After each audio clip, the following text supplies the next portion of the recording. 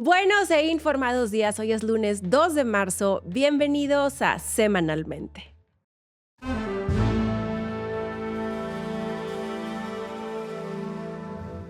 Ya estoy arrancando nerviosa, yo espero que este fin de semana no me vuelva a agarrar con una sorpresa. Mira, si son sorpresas positivas como la del domingo pasado, yo encantada de la vida que me agarren así, pero como ya no sé cómo me vaya a agarrar, voy a empezar neutra, seria, no muy entusiasta, pero tampoco como muy seria, nada más así normal. Hola, no sé qué esté pasando, pero yo les voy a traer aquí un programa contemplando lo más relevante de la semana pasada. De entrada, ya es súper relevante que hoy es marzo, mi mes favorito, porque es el mes de mi cumpleaños. Soy Piscis, aunque usted no lo crea. Yo no sé mucho de los signos zodiacales, pero soy Piscis. Y bueno, a ver, sin más, les anticipo, el programa no creo que esté muy extenso, pero trae suficiente información para que estén ustedes así muy al tanto de qué pasó más allá del tema de la semana pasada, que fue evidentemente la captura del Mencho. Miren, vaya temita el que pasó casi desapercibido fuera de los círculos económicos, pero sus consecuencias pueden sentirse en todo el mundo. Sí, en esta ocasión volveré a hablar de la ajonjolí de todos los moles, Trump, porque el señor ahora sí nos da mucho de qué hablar, a diferencia de los últimos dos programas donde estaba la cosa medio tranqui. Bueno, resulta que la guerra comercial de Trump chocó directamente con la Constitución de Estados Unidos, pero también con Wall Street. Les platico qué fue lo que pasó. El pasado viernes 20 de febrero, la Corte Suprema de Estados Unidos, que recuerden es el máximo tribunal de ese país, anuló los aranceles globales que Trump había impuesto utilizando una ley de emergencias económicas. El resultado fueron 6 jueces contra 3. Y este fallo sostiene que el presidente simplemente no tenía autoridad para imponer esos aranceles por su cuenta. El argumento central es que la Carta Magna estadounidense establece que quien tiene la facultad de imponer impuestos y gravámenes es el Congreso, no el presidente. Pero a estas alturas sabemos que a Trump esto le ha valido 3 kilos y él ha procedido de esta forma. Desde la Corte le recordaron a Trump que el Poder Ejecutivo debe señalar una autorización clara del Congreso y en este caso, pues no podía hacerlo porque no la tenía. Y desde ese espacio tan relevante remataron con una frase que parece diseñada para la posterioridad, así como aquí desde la Corte dijimos algo en estos momentos tan inciertos de la historia. Dijeron que Estados Unidos, después de todo, no está en guerra con todas las naciones del mundo. No lo sé. ¿Ustedes lo creen? Muy bien, gracias Corte Suprema por dar esta frase. Este caso ha llegado hasta la Corte Suprema después de demandas que han hecho muchas empresas afectadas por los aranceles y también de 2 estados que en su mayoría son gobernados por demócratas. Pero el fallo, la realidad es que dejó una bomba sin desactivar porque no sabemos qué va a pasar con los aproximadamente 175,000 millones de dólares que ya se cobraron en esos aranceles. Es la gran pregunta que la Corte no aclaró y por esto empresas como Costco ya se preparan para reclamar reembolsos millonarios, lo que podría derivar en años de litigios y un caos administrativo enorme. Años de litigios y yo no puedo dejar de pensar en los abogados que van a llevar estos litigios, que eventualmente también, miren, si los ganan, sus bolsas se van a ver bien beneficiadas. Como les dije, 3 jueces votaron en contra. Uno de ellos argumentó que independientemente de si la política era buena o mala, los aranceles eran legales según el texto y la historia. También advirtió que devolver el dinero podría convertirse en un desastre logístico. Pero pues claro, eso sucede cuando te pasas la ley por el arco del triunfo. Son ese tipo de cosas que la administración de Trump debió de haber previsto desde el día 1. Y bueno, ustedes se preguntan cómo reaccionó Trump, pues reaccionó como Trump. Calificó el fallo de terrible, profundamente decepcionante y dijo sentir vergüenza por algunos miembros de la Corte. Aparte, los llamó una desgracia para la nación y dijo que tienen otras formas de proceder. Y en efecto, sí tienen otras formas, porque el mismo día que perdió en la Corte Suprema, Trump activó un plan B que él ya tenía listo, preparado y planchado. Se nota que ahí ya estaban como que a ver qué dice la Corte Suprema, pero si no nos dan el fallo, no se me preocupen, yo aquí tengo perfectamente qué va a proceder. Y entonces anunció que sustituiría su política anterior. O sea, él dijo, lo que yo hice antes, no se crean, borrón y cuenta nueva, y ahora voy a hacer un arancel global generalizado del 10% a las importaciones. Durante el fin de semana, él amenazó con subirlo al 15%. ¿Y qué creen que fue lo que pasó? Pues claro, las alarmas se encendieron inmediatamente en los mercados financieros y, como era de esperarse, el lunes las bolsas estadounidenses cayeron y registraron pérdidas, obviamente ante el temor de que un impuesto más alto vaya a ser los productos mucho más caros, que golpee a las empresas que dependen del comercio exterior y aparte que frene el crecimiento económico. La reacción fue tan negativa que Trump y su administración dijeron: no se crean, era broma. Dijo mi mamá que siempre no. Entonces retrocedieron otra vez al 10% y ese nuevo arancel empezó a aplicarse este pasado martes 24 de febrero. O sea, ya es efectivo. Se presentó como una medida temporal de emergencia con una duración máxima de 150 días, salvo que el Congreso decida extenderla. Ahora, este nuevo esquema tiene matices bien importantes. Afortunadamente, no afecta a la mayoría de los productos provenientes de México y Canadá debido al Tratado de Libre Comercio, que hasta ahora sigue vivito y coleando. También incluye exenciones para minerales críticos, metales y productos energéticos. Sin embargo, sí reconfigura el comercio global con Estados Unidos y reabre tensiones con múltiples socios. Desde la administración de Trump dejaron claro que la Corte le quitó al presidente una herramienta, pero que dejó intacta otra, una incluso más drástica. Así que, en otras palabras, Estados Unidos puede seguir usando los aranceles como arma económica, solo que de una forma más compleja y menos directa. En el fondo, lo que estamos viendo es una batalla de poder entre tres fuerzas. El Poder Ejecutivo, que dice que busca proteger la industria nacional mediante presión comercial, pero luego tienes el Poder Judicial, que defiende los límites constitucionales, y después está el Congreso, que tiene la llave final sobre impuestos y comercio. Pero también algo bien importante, porque es el recordatorio del regreso del proteccionismo económico en Estados Unidos, en donde Trump no solo no abandonó su guerra comercial, sino la reconfiguró. Y como sabemos, esto importa porque cuando Estados Unidos mueve sus aranceles, no solo cambian los precios en productos, también cambian cadenas de suministro, inversiones globales, decisiones empresariales y, en última instancia, el costo de vida. Así que la pregunta ahorita ya no es si habrá tensiones comerciales, eso ya sabemos que es un sí, sino cuánto van a escalar y, sobre todo, quién pagará la factura, que, como a estas alturas ya sabemos, las termina pagando el consumidor.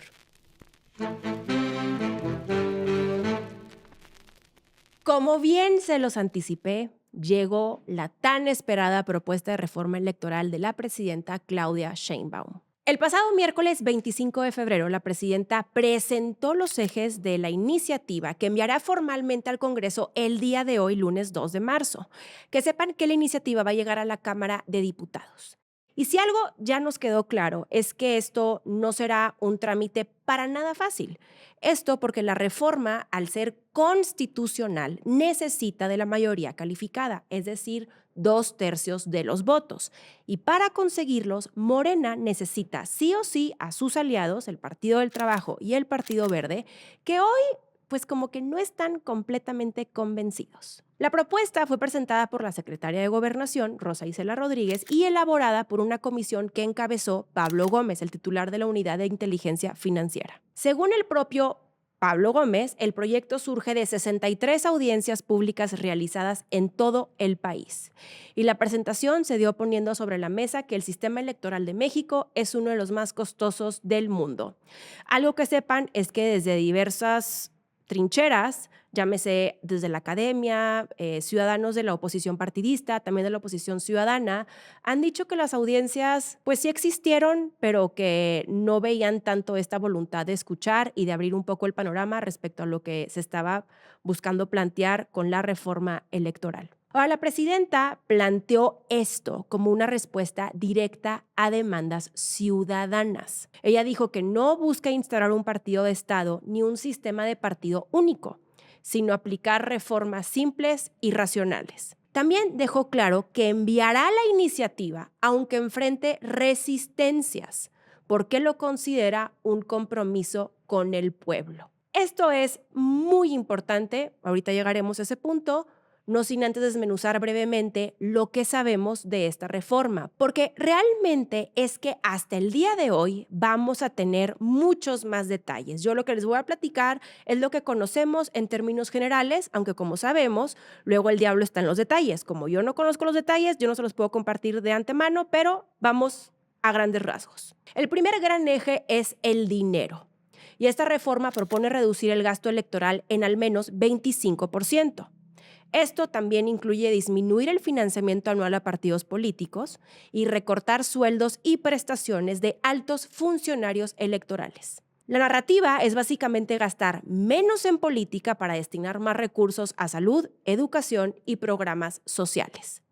También se plantea revisar los costos de los procesos electorales, incluso en años sin elecciones. También establecer topes salariales tanto para autoridades electorales como para cargos de elección popular. El segundo eje toca uno de los temas más sensibles del sistema político mexicano. Estamos hablando de los plurinominales.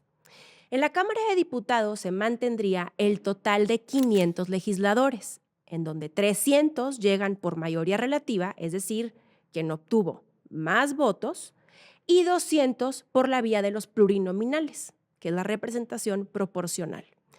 El tema es que va a cambiar la forma de asignarlos. Una parte sería para candidatos que perdieron pero obtuvieron buenos resultados, es decir, del perdedor al que mejor le fue. Y otro se asignaría por votación directa en circunscripciones. También una pequeña proporción correspondería a mexicanos en el extranjero. El objetivo declarado es que quienes lleguen al Congreso tengan un respaldo ciudadano más tangible, porque el día de hoy lo que pasa es que un plurinominal llega porque en el partido lo pusieron en la lista. Muchos no saben, pero siempre cuando tú votas, vamos a hacer el caso particular de los diputados federales, que son los que van a llegar al Congreso y los que se van a ver pues afectados por esta medida. Tú votas por un partido, no por un candidato. Cuando tú volteas la boleta, vas a ver las listas de los que también llegarían con ese voto. Es decir, tú siempre que taches un partido, le estás dando oportunidad que lleguen otros a ocupar un escaño, un puesto, porque esa proporción de los votos que recibieron. Por eso de repente muchos tienen esta duda que dicen, Sergio Mayer, por ejemplo, que ¿qué hace todavía como diputado federal? Ojalá lo corran de Morena. Bueno, dices, oye, es que yo nunca voté por el Sergio. Ah, no, es que, ¿qué crees? Cuando tú votaste por Morena, también votaste indirectamente por Sergio, porque él tenía un lugar en la lista. ¿Qué pasa con estas listas? Y lo que estoy diciendo es la verdad absoluta. La idea es que pudieran llegar candidatos que representaran, por eso es representación proporcional, mujeres, algunas personas de las minorías, por ejemplo, de pueblos originarios, de discapacidad, de la comunidad LGBTIQ+.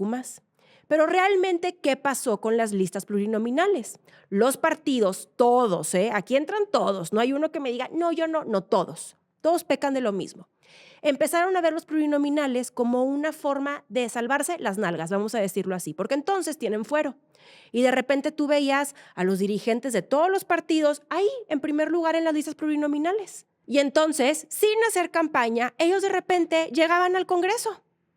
Pero claro, tenías a otros que hacen campaña, que ponen la cara, que van y exigen los votos para también hacer la chamba a los que al final no hicieron nada y simplemente por tener paros, por haber hecho un buen jale en el sentido de cabildear su posición, también van a llegar. Porque también es algo que pasa, de repente es la manera en la que se negocia. Oye, yo hago esto y hago lo otro, pero dame un espacio en la lista. Y luego hay muchos que saben que a lo mejor son partidos que ya pues no tienen mucho peso, llámese PRI, PAN, MC, que es como, dame los primeros 5 lugares. O sea, en la lista ponme los top 5, porque si me pones en el número 15, pues a lo mejor no entro. No es el caso de Morena, que puede estar en un lugar casi que 20 y como quiera vas a entrar porque la cantidad de votos que reciben es gigante. Entonces, bueno, esto cambia la forma en la que llegan los plurinominales. No se eliminan en la Cámara de Diputados, pero en el Senado sí.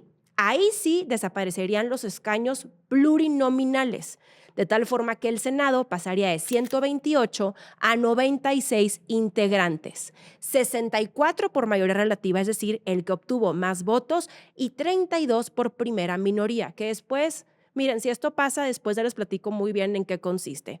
El tema es que serían menos legisladores y sin representación proporcional pura. El tercer eje se enfoca en el INE. Esto es bien importante porque dentro de los muchos nerviosismos que teníamos era qué pasa con el INE.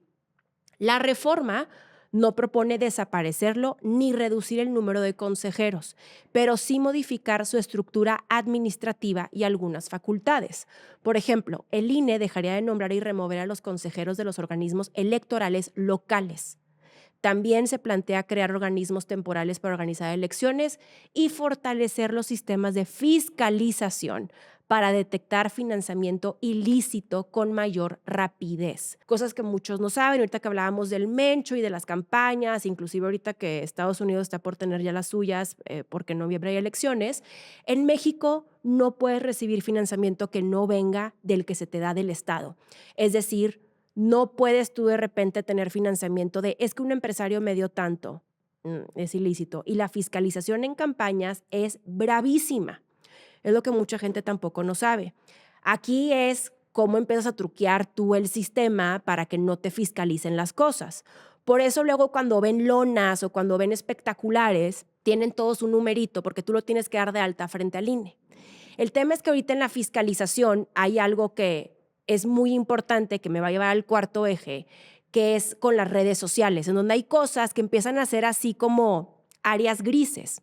Les voy a poner el ejemplo. Si ustedes empiezan ya a ver desde ahorita espectaculares de un político, pero que sale una revista de que el liderazgo de hoy, y salen así todos, casi todos, o de que así, eso es un área gris. Porque entonces ellos dicen, a ver, no te me confundas, INE. A mí la revista me puso en su portada y entonces le están dando difusión a la portada, pero a mí no. Y así es como empiezan a jugar. O también de repente empiezan a sacar libros y a dar presentaciones de libros por todo el país o en el estado. Y yo no estoy haciendo nada ilegal, o sea, pues yo saqué un libro y lo estoy promocionando. Esos son el tipo de cosas que sí hace falta que se ponga más viva la autoridad, pero también porque se tiene que legislar. El cuarto eje aborda campañas y comunicación política con un énfasis muy acorde a la era digital. Porque como saben, la legislatura en México va a años luz atrás, o sea, estamos muy atrasados y hay cosas que ya no se pueden fiscalizar ni monitorear. Por ejemplo, de repente ustedes ya empiezan a ver que hay ciertos candidatos o candidatas que te salen todo el día en Instagram, en TikTok, en Facebook. Hay mucha lana detrás, pero que no se fiscaliza. En esta propuesta se propone, valga la redundancia, limitar el tiempo de radio y televisión por concesionario durante campañas. También regular el uso de inteligencia artificial, obligar a etiquetar contenidos generados con inteligencia artificial y prohibir el uso de bots. Qué bueno, qué padre que se quieran prohibir, pero al final, they always find a way. En español siempre buscan una manera de ahí meterse, colarse y manipular la conversación pública. Esto es para mí algo muy relevante porque sí intentan cerrar la puerta a la manipulación digital y a la propaganda automatizada. A estas alturas yo me tengo que disculpar por mi voz. Llevo así ya una semana, no se me quita, no sé qué pasa, pero yo voy a continuar. Muy bien, vamos al quinto eje. Incluye simplificar el voto para mexicanos en el extranjero, revisar mecanismos de participación ciudadana y establecer reglas comunes para consultas populares a nivel nacional, estatal y municipal. Bueno, y el sexto eje introduce reglas sobre reelección y nepotismo. Se plantea prohibir la reelección consecutiva inmediata en todos los cargos de elección popular, aunque la medida aplicaría a partir de 2030, porque el Partido Verde principalmente no quiso acompañar a la presidenta en esta reforma. Sí la acompañan para el 2030 porque pues ahí tienen unos temitas que resolver con familiares, ¿verdad? Ellos decían, no, el nepotismo y la elección como que ahorita no me conviene. Entonces, ¿qué te parece si en vez de hacerlo efectivo en el 2026, que es lo que debió de haber pasado, lo hacemos efectivo al 2030?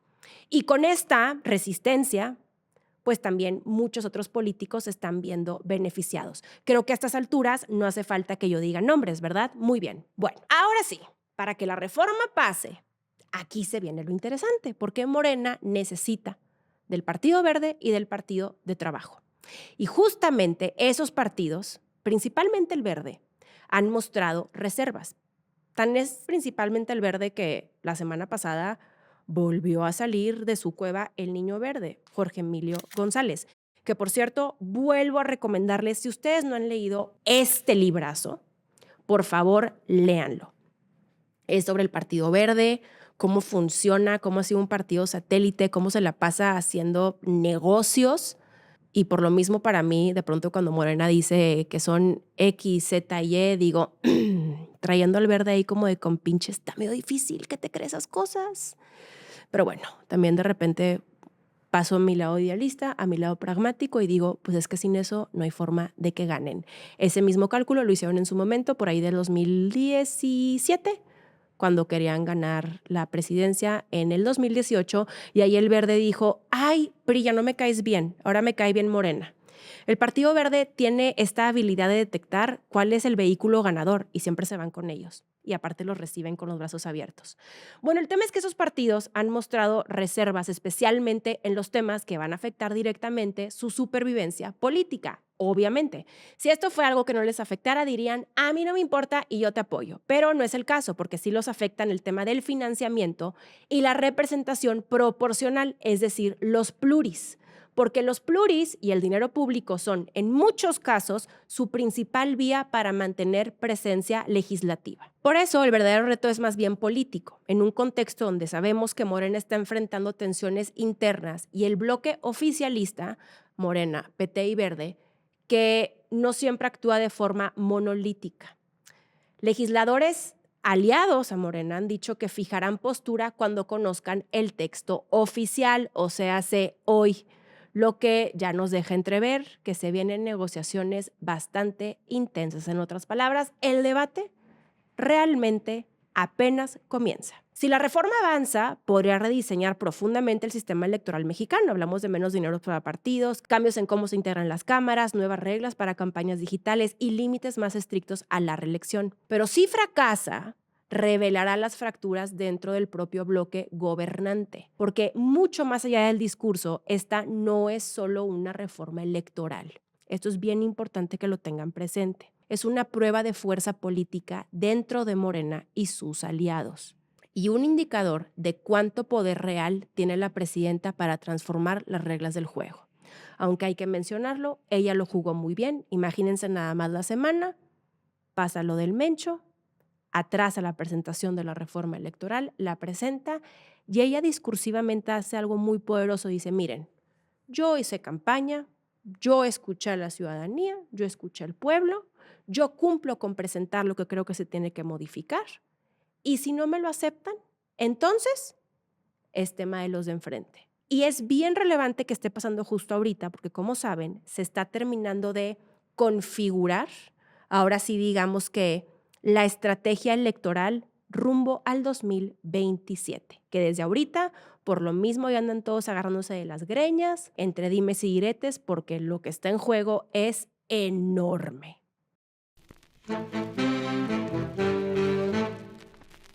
Hablemos de lo que probablemente fue el evento político más visto y más tenso la semana pasada en Estados Unidos. Hablamos del discurso del Estado de la Unión de Trump. El pasado martes 24 de febrero, Trump se presentó ante una sesión conjunta del Congreso en el Capitolio, esto en Washington, para ofrecer su informe anual sobre la situación del país. Para entender un poco la relevancia del momento, me parece importante explicarles primero qué es exactamente el Estado de la Unión. Se trata del mensaje anual en el que el presidente comparece ante todo el Congreso, hablamos de diputados y senadores, para exponer cómo está el país y cuáles serán sus prioridades legislativas. Digamos que es uno de los discursos políticos más importantes del año en Estados Unidos. Ahí se reúne prácticamente toda la cúpula del Poder Federal en un mismo lugar. Hablamos de legisladores, gabinete presidencial, jueces de la Corte Suprema y también altos funcionarios. Además, el mensaje se transmite en cadena nacional y funciona perfectamente bien para vender la narrativa oficial del gobierno y marcar la agenda política. Porque, obvio, en esos discursos no es como que van a decir, estoy fallando en esto. No, van a hablar puras maravillas. Justo por lo mismo, los presidentes lo aprovechan para presumir sus logros, justificar sus decisiones y presionar al Congreso para aprobar sus iniciativas. Trump ya tuvo su primer discurso, esto fue el año pasado, y esta vez tuvimos el segundo. Para este segundo discurso, él dijo, yo tengo mucho que decir, Están todos sentados, préstenme atención, y duró cerca de 2 horas. O sea, estamos hablando que es uno de los más largos en tiempos recientes. Y él arrancó con todo diciendo: nuestra nación ha vuelto más grande, mejor, más rica y más fuerte que nunca. Yo, en lo personal, no lo sé, Rick. Pero bueno, durante la primera parte, él se concentró en economía, defendió su gestión frente a la inflación, el empleo y los mercados financieros, aseguró que los aranceles que ha impulsado durante su administración han generado ingresos importantes para Estados Unidos, cosa que sí es cierto. Les acabo de pasar la cifra en el bloque de lo de la Corte Suprema, que eran $175,000 millones, pues como que sí ha funcionado en ese sentido. Ya que quién los está pagando y cómo ha afectado el bolsillo del estadounidense es otro temita. Ese obviamente no lo va a platicar. También anticipó que los aranceles serían reinstaurados bajo otro fundamento legal, esto en el contexto del revés que le dio la Corte Suprema y que él tuvo que nada más restringirse al 10% generalizado. Después, él giró hacia política exterior y seguridad. Sobre Irán, afirmó que su preferencia es resolver el conflicto por la vía diplomática, pero inmediatamente añadió que nunca permitirá que ese país obtenga un arma nuclear. Esto, pues, manteniendo el tono de presión que ya es muy característico tanto de él como de su gobierno. Hubo un momento también muy polémico que obviamente él iba a aprovechar, que fue cuando habló del tema del narcotráfico y de México. Trump dijo que amplias zonas de México están controladas por cárteles y afirmó ante el Congreso que también han eliminado a uno de los cabecillas de cartel más siniestros. Él no mencionó el nombre, pero pues sabemos que estaba hablando de El Mencho. Y esa frase detonó una tormenta política porque sonó a que Estados Unidos atribuía la caída de uno de los criminales más buscados del mundo, cuando las fuerzas especiales de la Fuerza Armada fueron los que hicieron el operativo. Trump también recordó que su administración designó a varios cárteles como organizaciones terroristas y aseguró que los envíos de fentanilo hacia Estados Unidos disminuyeron 56% durante su primer año de mandato. Que sepan que el ambiente dentro del Capitolio era abiertamente hostil y pues, ¿cómo no? Si el país viene de semanas de tensión por redadas migratorias, las protestas en Minnesota, las controversias por los archivos de Epstein y el reciente fallo judicial contra la política arancelaria de Trump. Y justo un momento que ha dado la vuelta es cuando una demócrata le dice a Trump que ha estadounidenses y él le responde que le debería de dar vergüenza. Como era de esperarse, Trump también atacó a los demócratas, a quienes llamó tramposos y mentirosos, especialmente en relación con sus acusaciones de fraude electoral. Incluso aprovechó para plantear cambios al sistema electoral estadounidense, como exigir identificación obligatoria para votar y limitar el voto por correo en elecciones federales. Antes de terminar, él pidió que las grandes empresas tecnológicas construyan sus propias plantas de energía para alimentar sus centros de datos. Esto sí fue algo bien interesante y lo hace con el argumento de evitar que el costo recaiga en los consumidores. Como es tradición, desde 1966, el partido opositor, en este caso el Partido Demócrata, ofreció una respuesta televisada inmediatamente después del discurso de Trump. En nombre de los demócratas habló la gobernadora de Virginia, Abigail Spanberg, quien acusó a Trump de ignorar las preocupaciones reales de la población.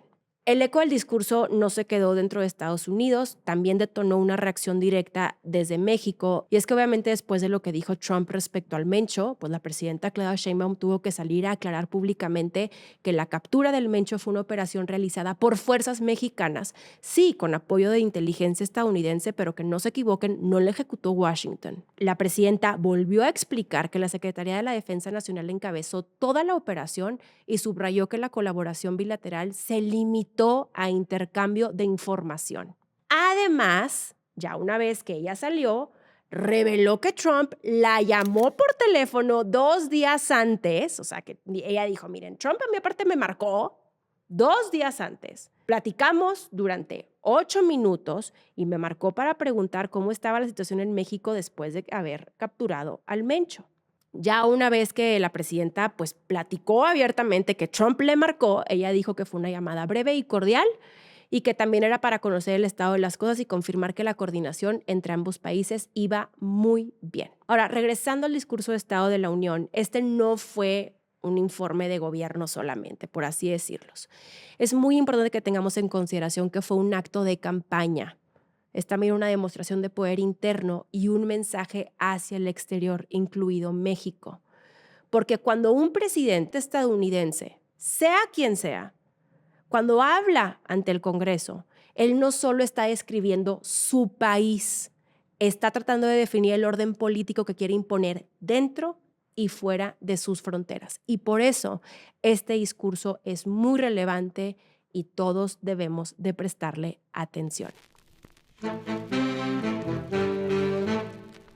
Bueno, ahora entramos a uno de los temas más oscuros y más explosivos del momento. Es correcto, estoy hablando nuevamente del caso Epstein, que lejos de cerrarse sigue arrastrando a figuras de altísimo perfil en todo el mundo, afortunadamente. Porque a estas alturas ya sabemos que si algo ha demostrado este escándalo es que no era solo la historia de un depredador sexual multimillonario, era y sigue siendo una red de poder, dinero y acceso a las élites globales. Ahora, en este caso tenemos 4 nuevos movimientos que nos van dejando todo esto en claro. Me duró muy poco el gusto por el príncipe Andrés. Como saben, lo detuvo la policía británica bajo sospecha de mala conducta en un cargo público. Tras varias horas bajo custodia, lo liberaron bajo investigación. Eso significa que no hay cargos formales por ahora, pero que la investigación sigue abierta. La sospecha central es que habría compartido información confidencial con Jeffrey Epstein cuando era enviado comercial del Reino Unido. O sea, a mí me impacta cómo las acusaciones que hay de abuso sexual en contra de mujeres, pues no terminan siendo suficientes. Entonces tienen que irse ahora a temas como este de compartir información confidencial del Reino Unido. Pero bueno, aunque lo liberaron, la detención por sí misma sí es histórica porque es la primera vez en la era moderna que un miembro de la familia real británica es arrestado por la policía. Para dimensionarlo, la última vez que un monarca fue detenido fue en 1649, cuando Carlos I fue ejecutado durante la Guerra Civil Inglesa. El expríncipe ha negado sistemáticamente cualquier delito y sus representantes no emitieron comentarios inmediatos. Pero por su parte, el hermano, el rey Carlos III, confirmó no solamente la detención, sino que después dejó claro que el Palacio de Buckingham no fue avisado con antelación, cosa que, no lo sé, Rica, a mí me suena falso. Por ahora, lastimosamente, no hay cargos en contra de Andrés. Pero es bien importante esto porque es también una forma en la que la corona británica se anda salvando sus nalgas. Vamos a decirlo como es. Otro arresto vinculado a Epstein es el de Peter Mandelson. El pasado lunes 23 de febrero cayó otra figura de alto nivel. En esta ocasión, la policía arrestó en Londres a Peter Mandelson, que es el ex embajador del Reino Unido en Estados Unidos y una de las figuras más influyentes del Partido Laborista. El delito por el cual lo están investigando es el mismo que el príncipe Andrés. Es una falta de conducta mientras estaba ostentando el cargo, porque según las acusaciones, Mandelson habría compartido información sensible con Epstein, incluyendo comunicaciones de Downing Street y datos relevantes para los mercados durante su tiempo en el gobierno. Mandelson fue liberado bajo fianza mientras continúan las investigaciones. Su defensa sostiene que el arresto fue injustificado y provocado por una sugerencia falsa de que planeaba huir del país.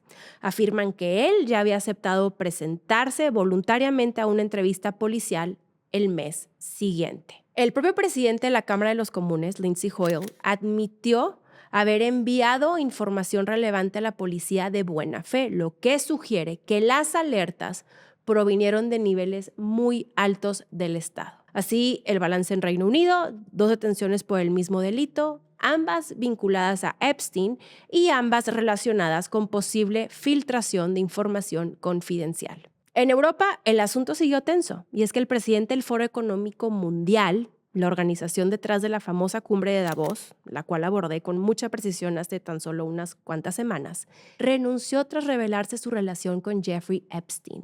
Hablo de Borg Brende, el exministro de Exteriores de Noruega y jefe del foro desde 2017. De acuerdo con los reportes, la presión se volvió insostenible tras conocerse detalles de su vínculo con Epstein. Aunque no se han presentado acusaciones penales contra Brende, el simple contacto con Epstein bastó. Y es que el contexto importa mucho, ya que el Foro Económico Mundial viene arrastrando una crisis interna de credibilidad por escándalos y cuestionamientos sobre su gobernanza, también sobre su cultura institucional y su papel en la arquitectura del poder global. Este es un golpe a una institución que muchos consideran símbolo de la élite internacional. Y al igual que la corona británica, ya están tomando decisiones para de alguna u otra forma salvaguardar su reputación. Y en un hecho que la verdad no veíamos venir, Bill Gates habló directamente con el personal de la Fundación Gates y asumió responsabilidad por su relación con Epstein. Bill Gates reconoció que reunirse con Epstein fue un gran error y pidió disculpas por el daño reputacional causado. Aseguró que no cometió delitos ni que presenció conductas ilegales. También afirmó que nunca tuvo contacto con víctimas ni con las mujeres alrededor de Epstein. Bill Gates explicó que comenzó a reunirse con Epstein en 2011 y admitió 2 relaciones extramaritales en ese periodo, que tuvo una relación extramarital con una jugadora rusa de bridge y otra con una física nuclear rusa. O sea que en efecto aceptó que le fue infiel a su exesposa Melinda Gates. La fundación insiste en que nunca financió ni trabajó con Epstein, porque recuerden, como les platiqué en el episodio particular de Epstein, que era como que la excusa, según esto, de por qué Epstein buscaba a Bill Gates. Aunque la fundación reconoce que algunos empleados tuvieron contacto con Jeffrey Epstein, explorando posibles donaciones filantrópicas que nunca se concretaron. Hasta ahora, Bill Gates no enfrenta cargos y el impacto pues es principalmente reputacional. Ahora, lo verdaderamente importante no es cada caso por separado, sino el patrón, porque el escándalo de Jeffrey Epstein está funcionando como una especie de terremoto, digamos que retardado. O sea, cada nueva filtración sigue derrumbando reputaciones y aparte sacude instituciones años después de su muerte. Porque como sabemos, Epstein no operaba en los márgenes del poder, él operaba en su centro. Realeza británica, altos funcionarios, multimillonarios, filántropos, políticos de todos los partidos habidos y por haber y figuras globales. Y eso explica por qué el caso nunca termina de cerrarse, porque no es solo un expediente judicial, es una radiografía de cómo funcionan las redes de influencia en el mundo real. Entonces hoy el mensaje para todos es muy claro. Nadie sabe quién va a ser el siguiente nombre en aparecer. Y aparte en este caso, pues la lista parece como no tener fin. Y con eso de que de repente esconden archivos y luego los vuelven a sacar y luego los esconden, pues también el escepticismo y la duda que nos genera es gigante. Por lo pronto ya estamos viendo de alguna u otra forma las repercusiones negativas que ha tenido, aunque yo insisto, lo verdaderamente importante que es la reparación del daño y la justicia para las víctimas parece simplemente no llegar. En un tema que para mí es bien importante que sigamos verbalizando y discutiendo, es que México está creciendo muy poco. Y esto no lo digo yo, lo dice la Secretaría de Hacienda al reconocer públicamente que el crecimiento del Producto Interno Bruto, por sus siglas el PIB, es decir, de toda la economía del país, está por debajo de lo que México necesita para generar bienestar real. Porque crecer poco, la verdad es que no es lo mismo que crecer bien. Para ponerlo en contexto, México lleva años con tasas de crecimiento moderadas. En la última década, el crecimiento anual ha rondado niveles muy bajos si lo comparamos con economías emergentes más dinámicas. Y aquí el problema que tenemos sí es estructural, porque es un país con una población grande, joven y en expansión que necesita crecer rápido para crear empleos, aumentar ingresos y reducir pobreza. También para financiar los programas sociales que hoy por hoy ya es un derecho constitucional. Ocupamos dinero.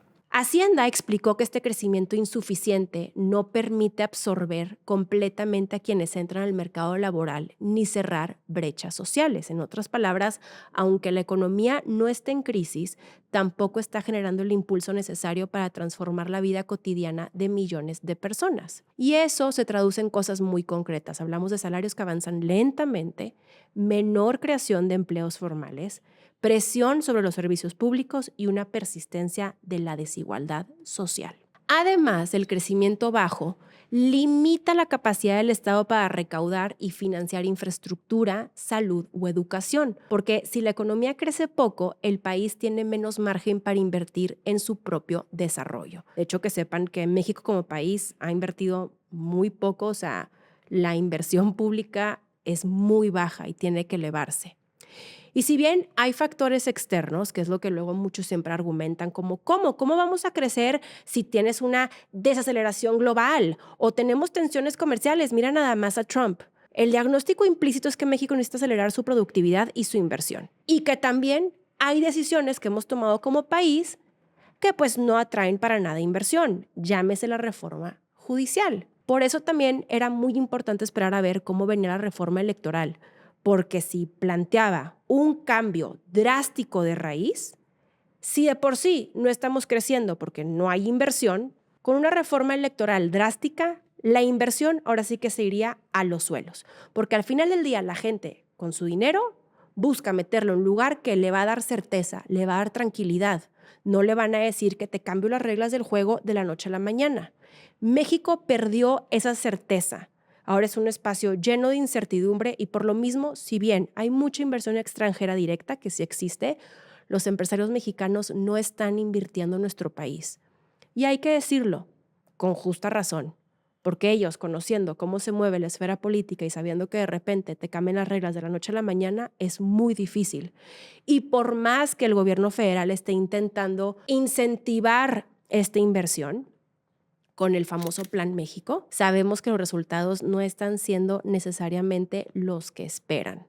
Por eso es bien importante de pronto darle una perspectiva mucho más amplia a las decisiones políticas que toma un gobierno, porque pueden tener repercusiones gigantescas. Yo insistí mucho en el tema de la reforma judicial. La repercusión que puede tener es una directa, puntual, que nos puede afectar en nuestra productividad, competitividad y nuestro crecimiento como país. Y pues no es que tenga voz de profeta, porque era algo muy evidente, pero los resultados hoy están ahora sí que a la vista de todos. Bueno, la semana pasada yo cerré el programa muy angustiada con Irán y Estados Unidos, ¿no? De que a ver si no se empezaba la guerra, porque luego hubieron filtraciones y documentos que decían esto, lo otro. En fin, les platico un poco en qué va ese tema. Están en negociación. Están buscando acuerdos. Muchos no saben que Washington y Teherán no tienen relaciones diplomáticas como tal, entonces todo es mediante intermediarios. Las negociaciones van avanzando y básicamente lo que busca Irán es que las sanciones económicas se eliminen o se reduzcan porque los están asfixiando, pero Estados Unidos dice, sí, perfecto, pero yo necesito que tú con tu plan de armamento nuclear, pues como que le pares a tu tema y que no sigas. Y están ahí en el estira y el afloje, buscando, pues, a ver quién cede primero, cosa que no ha sido ninguno primero, pero sí tomando en consideración que lo que sucede entre Irán y Estados Unidos puede reconfigurar muchísimas cosas. Es un tema muy serio que va avanzando y que seguiremos prestándole toda la atención.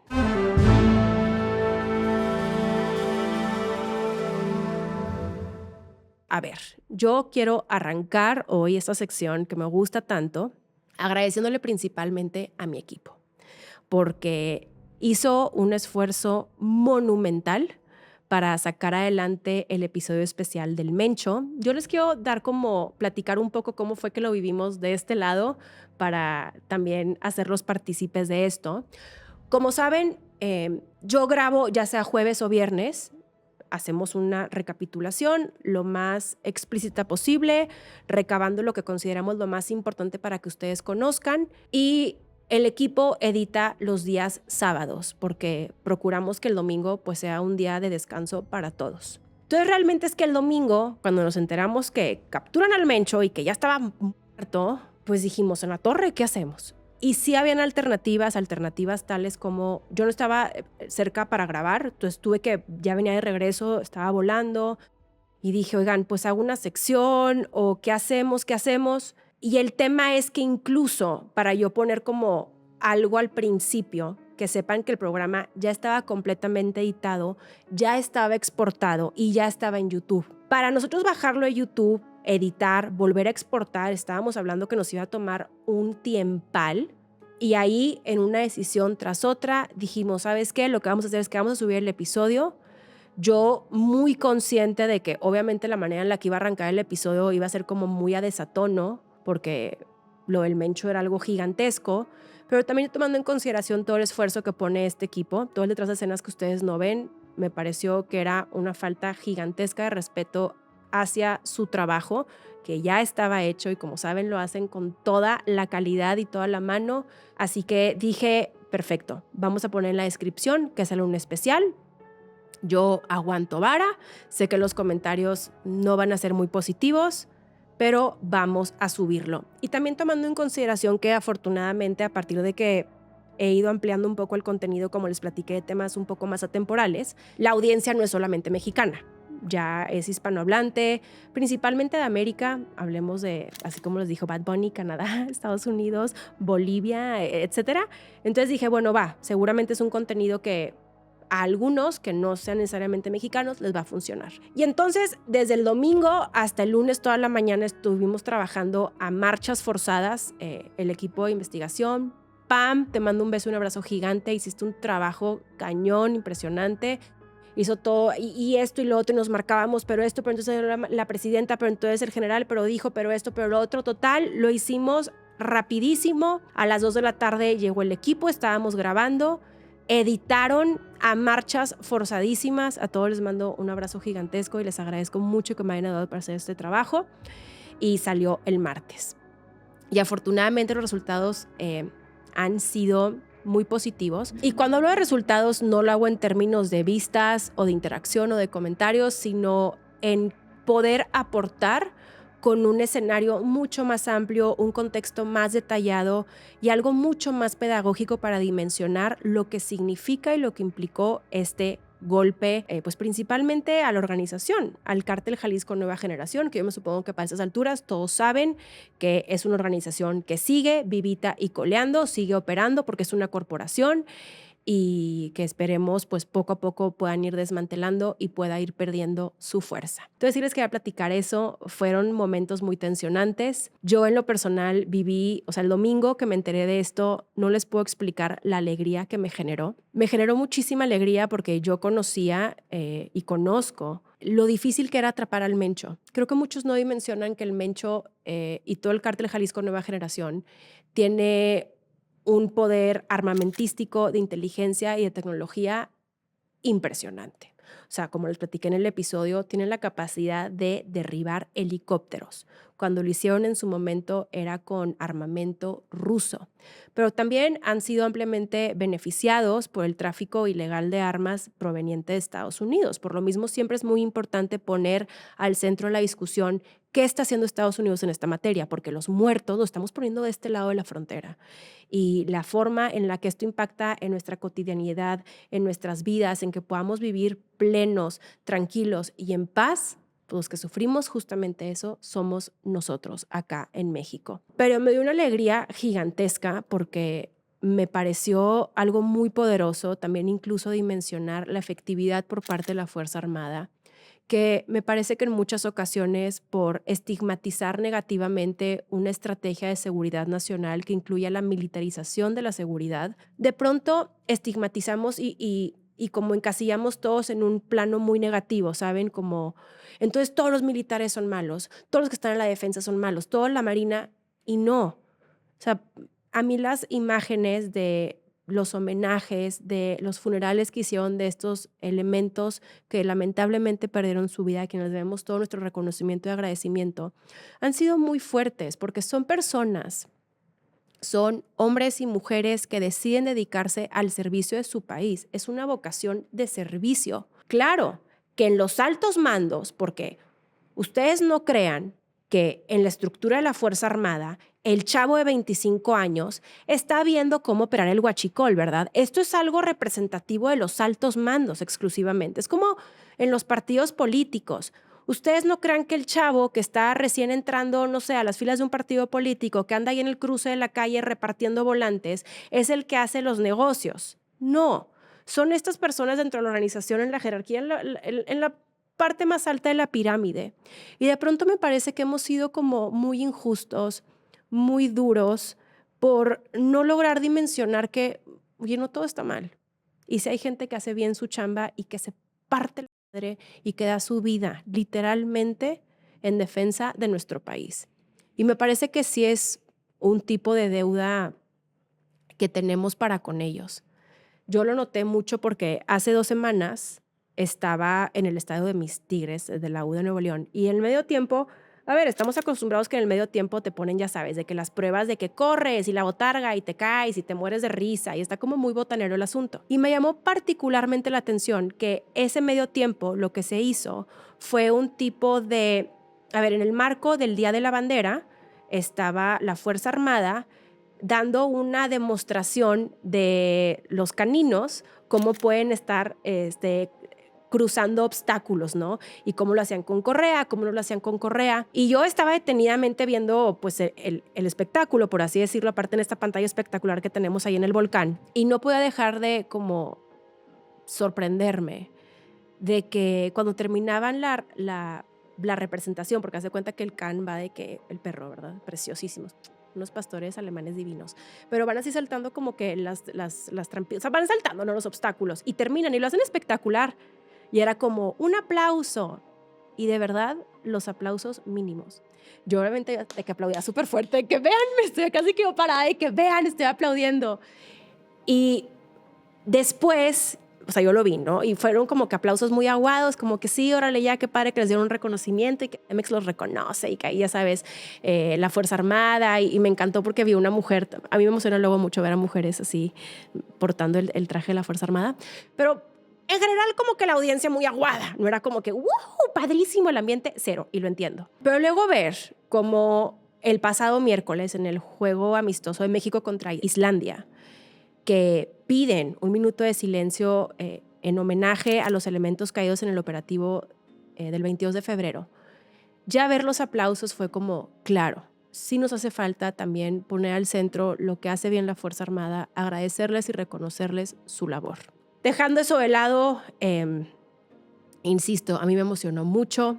Hice un análisis también un poco más extenso en Cuarto para las 4 para que vayan a ver ese programa que lo dedicamos meramente al Mencho. Yo, más allá de aportar más como que aristas y variables y diversas opiniones, creo que lo que hicimos con el programa especial es más que suficiente y me parece que es lo relevante hoy, ¿no? Lo informativo, apegarnos a eso, no sin antes sí mencionarles que yo lo he dicho muchas veces en este espacio y no me dejarán mentir y como que digo, qué horror que el tiempo me dé la razón, pero por otro lado digo, es que estoy y me da gusto que en ocasiones podamos tener ya ejemplos muy puntuales de lo que les vengo diciendo.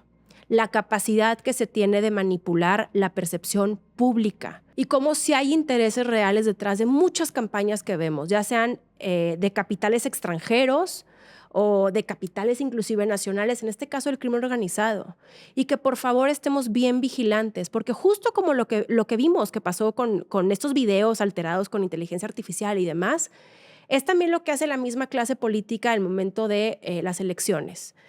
Entonces, empecemos a ser bien críticos de qué estamos consumiendo porque se manipula muy fácil. Otra sugerencia que también les quiero hacer es que desde ahorita empiecen a ser bien críticos con qué contenido están consumiendo, a quiénes están leyendo, a quiénes están escuchando, porque en estos momentos es cuando en verdad empezamos ya a ver sus verdaderos intereses. Y hay muchos que lo hacen por el clickbait. Yo estoy hasta la madre, de verdad, y lo digo así con todas sus letras, de esta gente que aprovecha estas coyunturas para de repente venderse como los expertos en política. No sé, o sea, yo entiendo que te subas al tren, ¿verdad? Pero de repente también digo, oigan, ¿qué onda con la ética y con lo profesionales que debemos de ser? Gente que sube, haz de cuenta que los videos atrás y vieron este video cuando realmente más allá de aportar visiones importantes o información o apostarle a que la mayoría pueda estar más informada, solamente están colgándose de un tema para traer más agua a su molino y no lo soporto. Y esa misma gente es la que luego anda ahorita ya haciéndose expertos en política y en elecciones y en coyunturas, porque claro, se viene año electoral, empiezan a surgir podcasts a diestra y siniestra porque están buscando a ver quién va a venir a pagarles para ponerse a platicar. Yo ya empecé a ver a muchos, espero, yo no tengo que decir nombres porque todo esto cae bajo su propio peso, pero espero que ustedes también poco a poco vayan siendo más críticos y vayan analizando, oye, qué raro, estos que en su vida han hablado de política de repente tienen sentado a fulano de tal hablando de temas. No lo sé, yo les voy a decir, hay mucha lana de por medio, desde ahorita le empiezan a ofrecer y muchos la toman. ¿Y saben qué es lo más padre? Amo poderlo decir así con esta ligereza, porque si algo, a mí me pueden decir lo que ustedes quieran, pero que yo he aceptado un peso de un político para hacer mi trabajo? No, señor. Eso no. Ay, qué padre. Como que luego ahí me siento de que López Obrador, de que con autoridad moral de decirlo. Pero pues yo sí la tengo, gente. Yo sí la tengo. ¿Qué les puedo yo decir? A ver, les platico. La próxima semana voy a tener que hacer un programa un poco más atemporal. Yo aquí a mis reales les debo, ya saben, toda mi transparencia y honestidad. Porque salgo de viaje. El sábado cumplo años, entonces yo me voy a regalar un viaje. Estoy muy emocionada porque, pues no sé, es un autorregalo para mí. Y entonces tengo que grabar con anticipación porque esta semana, el jueves, imparto una conferencia para el Banco Bancrea.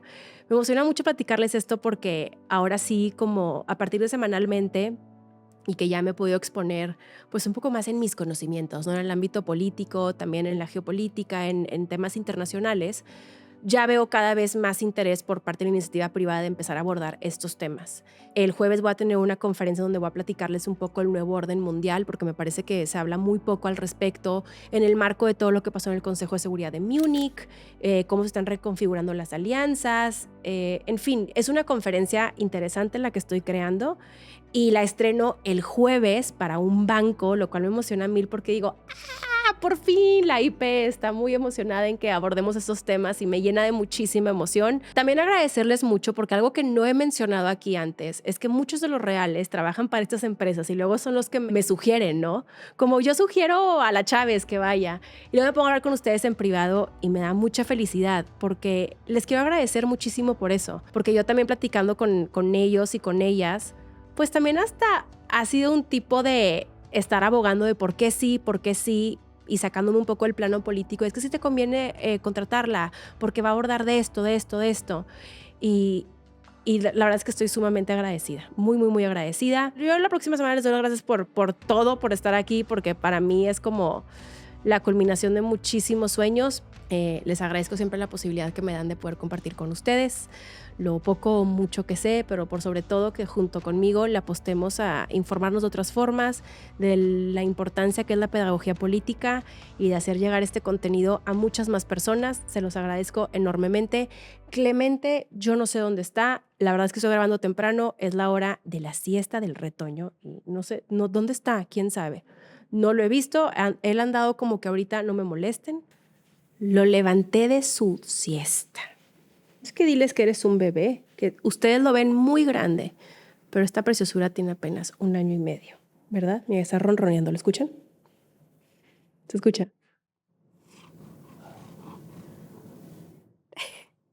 ¿Te parece si les compartimos los 5 principios hoy? Anda bien tranquilo, está modorrito. Los 5 principios, ¿se lo saben? Like, comenten, compartan, suscríbanse y píquenle a la mentada campana.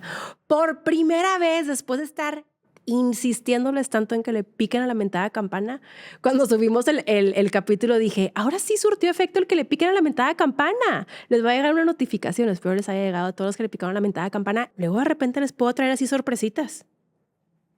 Y está padre enterarse, ¿no? En fin, gracias por acompañarme el día de hoy. Nos vemos la próxima semana.